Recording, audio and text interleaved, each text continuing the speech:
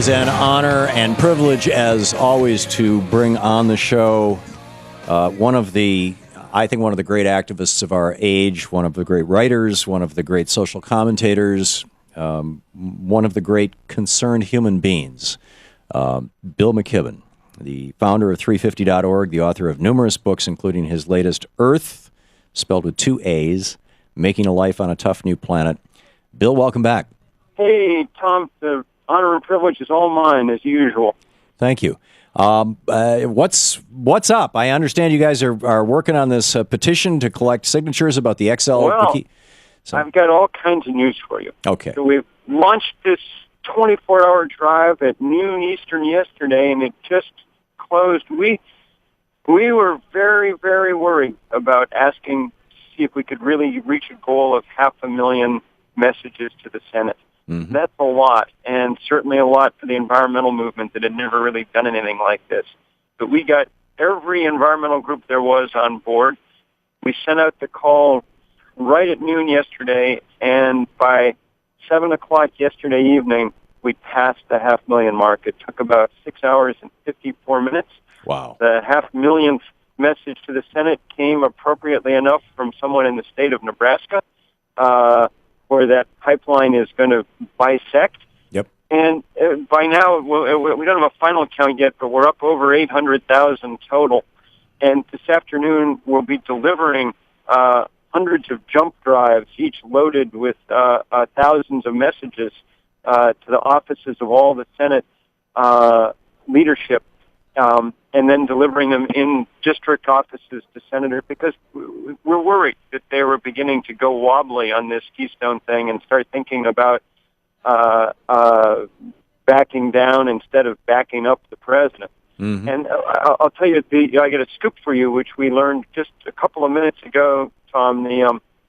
One of the people that we were really needed to hear from a lot was Senator Schumer from New York, who, as you know, is important in the Democratic Senatorial Campaign Committee. Right. And he'd been very waffly about this thing, and about 5 minutes ago, his office issued a statement that they would be working hard with Senator Reid to defeat any amendments about the Keystone Pipeline.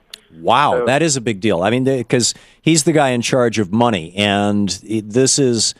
ever since Citizens United, I mean, there's a long history before that, but particularly since Citizens United, we're not getting the best legislation. We're getting the best legislation money can buy. We're not getting the best candidates.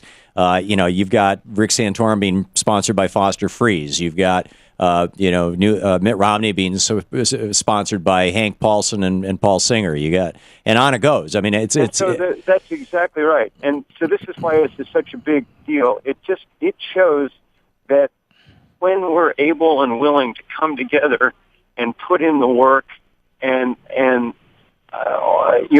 there's still some outside opportunity anyway for people power to come up against money power and do a little damage itself. Bill, here's a meme that I think I came up with a couple days ago, and maybe not, and you probably heard it before actually, but if it's of any value, take it and run with it. And that is to simply ask the question, why are we talking about transporting oil at high speed from border to border here in the United States and not talking about transporting people on high-speed rail from border to border? Very good. I'm definitely going to steal that.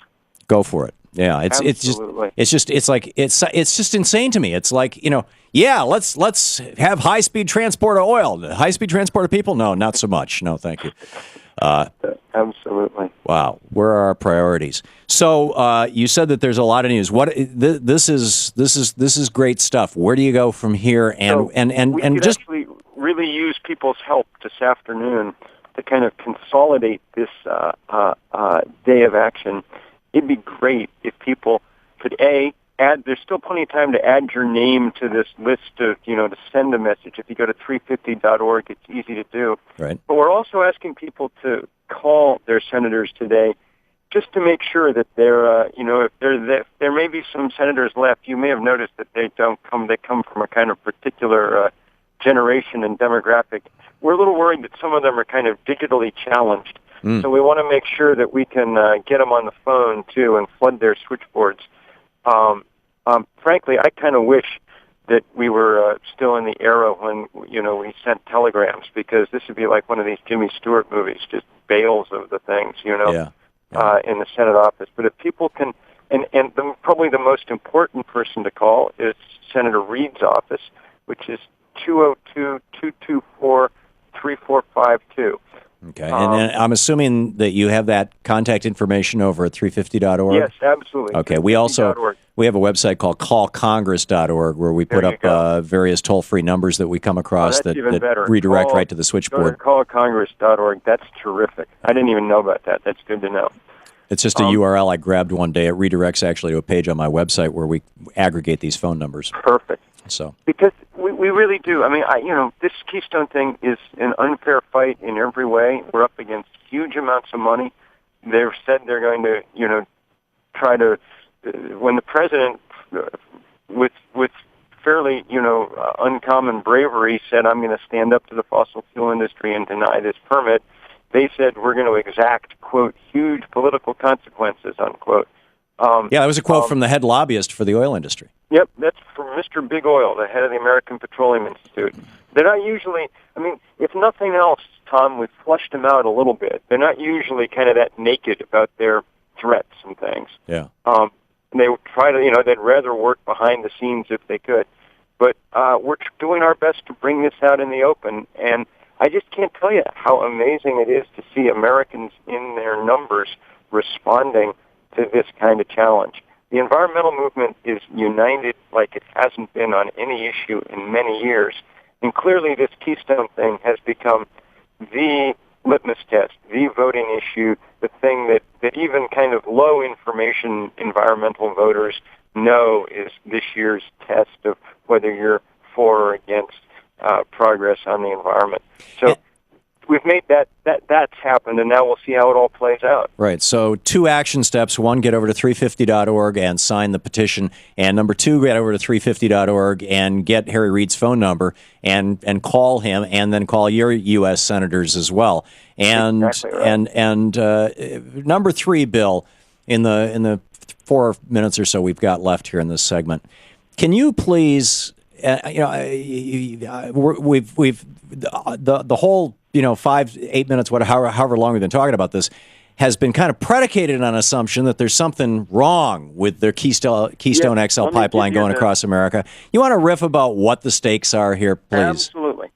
So this pipeline comes from the tar sands of Alberta, which are the second largest pool of carbon on Earth. The only larger deposit of carbon on the planet is the oil fields of Saudi Arabia. Burning the oil fields of Saudi Arabia more than anything else is what's raised the temperature of the planet 1 degree. Now, we didn't know about global warming when we started burning Saudi Arabia, so why not? Now that we do, if we just do the same darn thing, then we're idiots. Beyond that, this pipeline is going to cross the middle of the country. The much smaller precursor pipeline leaked 12 times in its first year. Beyond that, this oil is destined for export, and in fact, we just found out this week that there's a couple of $1 billion in subsidies given to refineries down on the Texas coast in order to convert their equipment so that they can process this oil and export it as fast as possible. Do you know, Bill, one thing after another. Do you know what the number 1 manufactured export of the United States is? Is it gasoline at this point? Yes. That doesn't surprise me. It happened a month or 2 ago. It became officially our number 1 export, manufactured export. I mean, I think we export more, maybe wood or something. We've become a third world nation, basically. We're a mining, I noticed today that the head of Shell, I think, was saying they're going to run up the price of gasoline to $5 a gallon by the end of the year. Yeah, to try and kick Obama out of office. Exactly right. More than a quarter of the price of gasoline at the moment is a direct reflection of the various hedges and derivatives and bets that these guys have made in the last few years on gasoline futures. It's a dirty business in every way. And if you don't think they won't spend and make billions of dollars trying to get Barack Obama out of office, you're wrong. This is the center of the right-wing power structure. One of the biggest refineries up there in the tar sands is owned by the Koch brothers. You draw the lines between all these dots. Mm-hmm. Yeah, the people who are funding so many of these right-wing candidates, from Scott Walker to the Heritage Foundation to ALEC writing the laws and all these kinds of things. So exactly right. So if and the cost, and we got 30 seconds, Bill. The cost of global warming right now is, well, the biggest study of the cost of climate change says that unchecked it'll cost more than World War I, World War II, and the Great Depression combined. Wow. 14 biggest. If we last year saw 14 multi-billion-dollar weather disasters in the U.S. alone, smashing the old record of 9.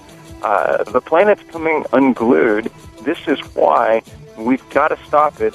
Keystone is one battle along that route, but at least it's demonstrating that people can stand up to the big oil. There you go. High stakes. Get over to 350.org and check it out. Bill McKibben, thank you so much for being with us, Bill. Thank you so much, brother. Take care. Good talking with you.